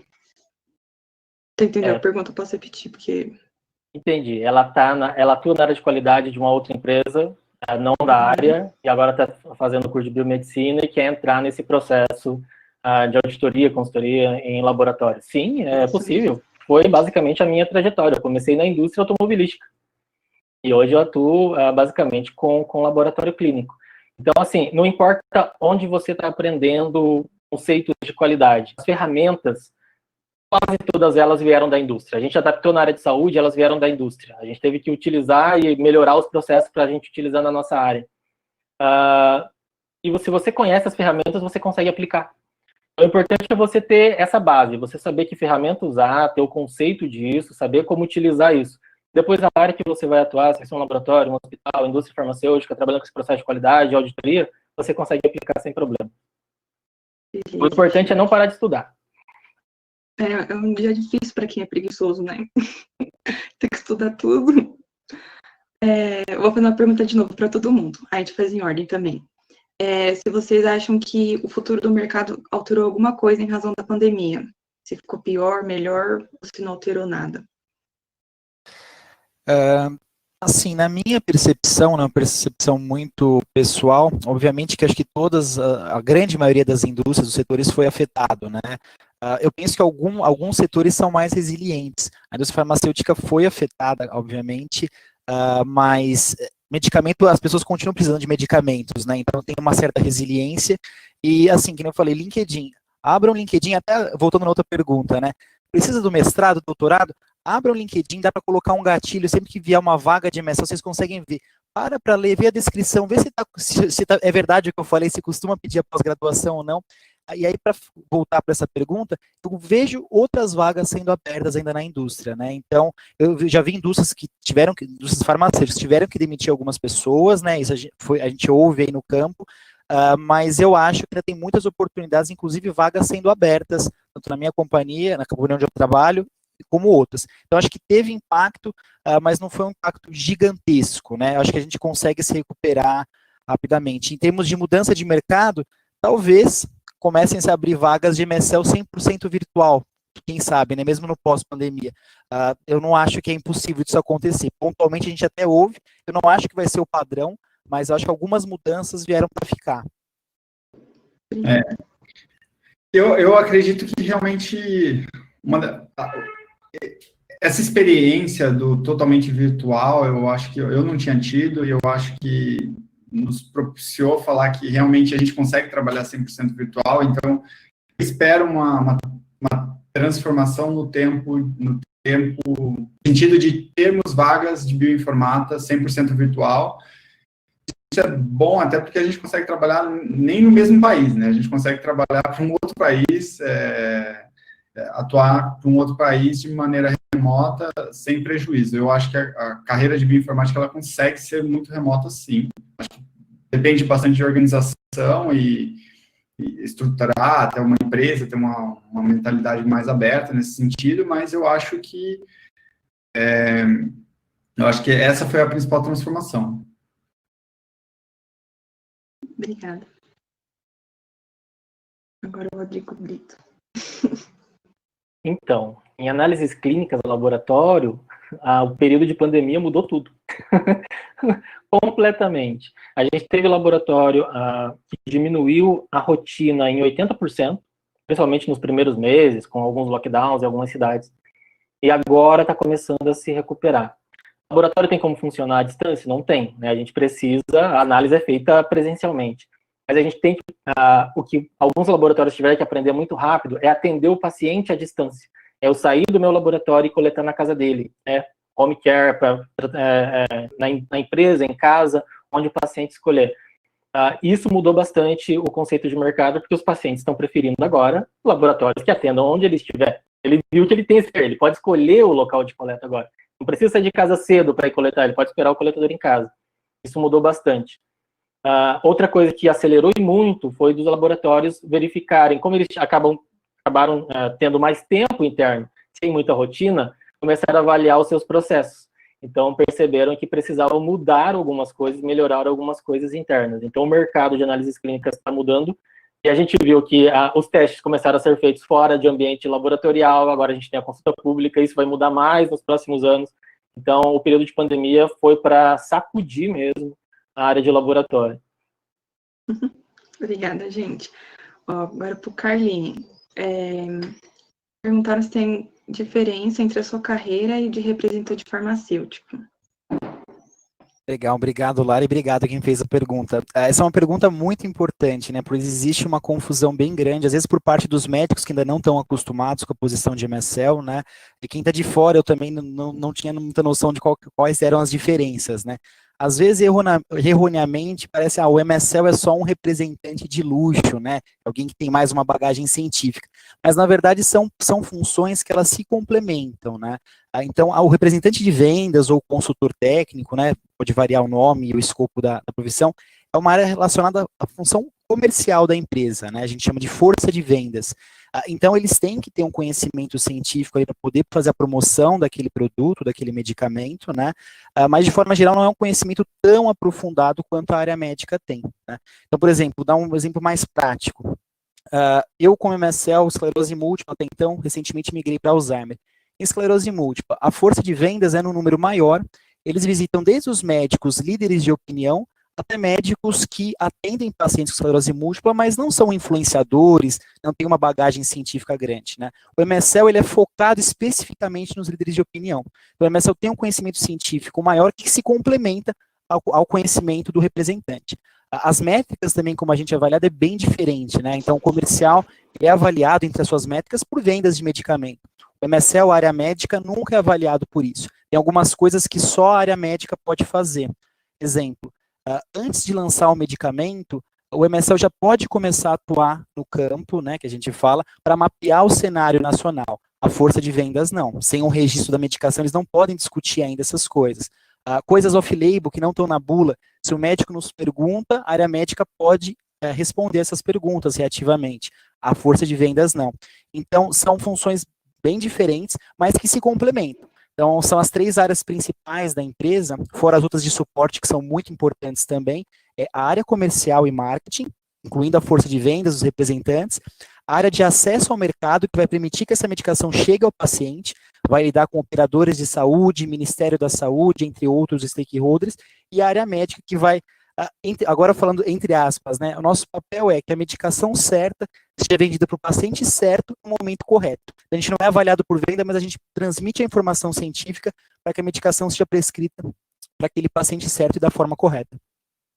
Legal, obrigada. Para o Rodrigo Matos, quais as disciplinas de graduação que foram importantes para você?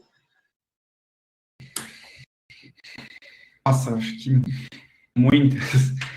Porque, assim, dentro do curso de informática biomédica, já eram pensadas essas 3 vertentes profissionais, que seriam a bioinformática, que eu segui, imagens médicas e softwares de saúde. Eu acho que, assim, fundamental, que eu falei, a questão de computação, eu acho que ela é muito importante. Então, desde ali toda a construção de introdução à computação 1, algoritmos de estrutura de dados, toda essa parte, eu acho que foi muito importante para eu conseguir desempenhar a atividade que eu faço hoje, aprender a programar, digamos assim. Mas, igualmente importante também foi a parte de biologia molecular. Então, toda aquela disciplina que eu tive de genética, de trabalhar, de ver as células, mitocôndrias, etc., ali, eu acho que foi totalmente relevante para o que eu faço hoje. Então, são as coisas, acho que não consigo elencar a disciplina mais importante, mas acho que várias compõem isso, esse arcabouço aí de conhecimentos. Acho que sempre tem que pensar naqueles 3 pilares que eu coloquei na apresentação, de genética, de biologia molecular, de computação e estatística. Eu acho que estatística também é uma disciplina que, às vezes, pega muita gente aí, mas que, dependendo da atuação que você vai ter, ela é muito importante. Obrigada. Para o Rodrigo Brito, tem uma que é assim. Como que funciona a verificabilidade? A sua palavra é definitiva? Alguém precisa confirmar? Você é tipo chefão? Depende do processo que o laboratório, digamos assim, esteja passando. Se ele tiver num processo de acreditação, de fato, a palavra final vai ser da diretoria da empresa de acreditação. Eu, como auditor, vou lá, faço auditoria, entrego os relatórios, eles levam o meu relatório em conta na hora de dar o aval deles, e eles olham, não, o relatório está ok, as definições do laboratório estão ok, então a gente vai conceder a acreditação para este laboratório. Então, aí, no caso, é a direção do laboratório. Se eu estou trabalhando como auditor interno, a palavra é a minha, né? Eu estou no laboratório, trabalho para o laboratório, estou fazendo auditoria interna, então, vi um erro aqui, abriu uma não conformidade, vou dar a melhoria de processo. Como auditor independente, o laboratório vai passar por um processo de acreditação, mas ele quer chegar lá na frente, tudo ok. Então, ele me contrata para fazer uma auditoria prévia de como é que está a estrutura, como é que são os processos. A palavra também é minha. No caso, quando eu entrego o relatório para ele, ele pode discordar, claro. Todo mundo tem o direito a discordar daquele relatório que a gente entrega. Então, a gente argumenta. O importante é que, quando você está fazendo o processo de auditoria, quando você vê a não conformidade, você já tenta acordar a não conformidade com o auditado naquele momento. Olha, vi um procedimento aqui que não está de acordo com a norma, pega a norma, lê com ele, né, aquele requisito. Então, eu estou anotando como um processo de melhoria para que você adeque futuramente. Ok. Se você fez isso naquele momento, dificilmente vai ter uma contrapartida quando o relatório for entregue. Aí você entregar um relatório, é só um documento que ele vai ter que... vai ser um documento auxiliar para ele melhorar os processos. Então, dependendo do processo que você está, a palavra de que aquele processo está certo ou errado é a sua, mas sempre tem que dar o direito de resposta para o auditado. Talvez ele não tenha conseguido, num primeiro momento, responder da melhor forma possível. Na hora que você dá o direito de resposta para ele, ele faz uma explicação melhor, você consegue entender daí o processo na cabeça dele e o que ele tentou implantar. E aí você pode definir como não conformidade ou como não conformidade. Sempre entender que o auditor, ele não é, vou falar de novo, ele não é o carrasco. Vim aqui para falar que você está errado. A gente vai no laboratório para verificar melhorias, possíveis melhorias e adequações em relação à norma. A gente vai ajudar ele a melhorar processos e não fazer as pessoas chorarem durante a auditoria. Essa é a ideia que a gente tem que ter quando vai auditar alguém. Tá bom, obrigada. Gente, o nosso tempo está apertado. Eu queria fazer mais perguntas. Tem muitas perguntas para fazer, na verdade, mas não vai dar tempo. O pessoal precisa almoçar e daqui a pouco também tem mais salas. Bom, gente, muito obrigada por ter participado. Vocês foram incríveis, muito legais, muito simpáticos. Obrigada por ter aceitado. Foi uma confusão que a gente teve hoje, né? Infelizmente, a gente não sabia mexer direito ali no YouTube, mas acabou dando certo. Obrigada, viu, gente? Fui feliz de vocês terem vindo. Obrigado pelo convite, pessoal. Acho que foi ótimo, muito legal. Os percalços fazem parte do caminho. Com certeza, eu achei muito legal também, eu concordo com o Rodrigo, aqui a turma dos Rodrigos, né? Essas coisas acontecem mesmo e faz parte do dia a dia a gente lidar com essas situações, mas eu gostei muito também das perguntas de vocês e também ouvir dos colegas das outras áreas, foi muito legal mesmo. Obrigado. A gente agradece demais a oportunidade e eu posso afirmar, como os outros dois Rodrigos, que a gente não tinha essas oportunidades quando a gente estudava. Esses seminários, essas apresentações, ou a gente tinha que correr atrás para descobrir como é que uma determinada área funcionava, ou a gente não ficava sabendo, porque não tinham esses simpósios, né? Esses eventos para nos auxiliarem a definir qual área a gente seguiria. Então é muito importante isso para quem está estudando, para quem está recém-formado, para que ele comece a trilhar o caminho dele profissionalmente. Muito obrigado. Obrigada, gente.